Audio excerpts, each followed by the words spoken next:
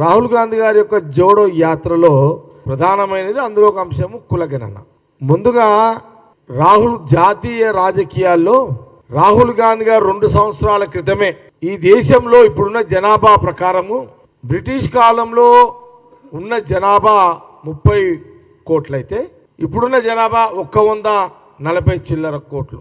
ఇప్పుడున్న జనాభా అంటే దాదాపు 76 ఏళ్ళ సుదీర్ఘమైన ఈ ప్రయాణంలో మన జనాభా 4 ఇంతలు పెరిగింది. అప్పుడున్న 130 అంటే 110 కోట్ల జనాభా మనకు పెరిగింది. ఇందులో అన్ని కులాలు ఉన్నాయి. ప్రధానంగా మెజార్టీ బీసీలు.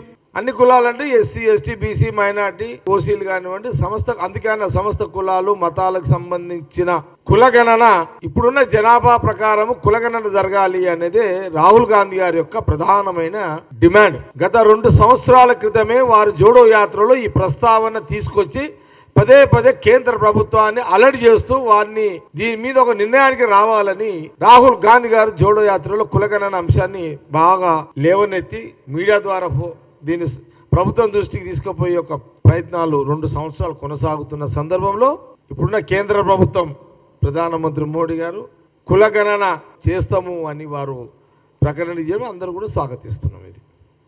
ఇది already all India Congress party స్వాగతించింది. ఇక్కడున్న ఈరోజే మార్నింగ్ చూసిన సీఎం రేవంత్ రెడ్డి గారు కూడా వారు కూడా స్వాగతించారు. రాహుల్ గాంధీ గారు కూడా స్వాగతించారు వారు కూడా.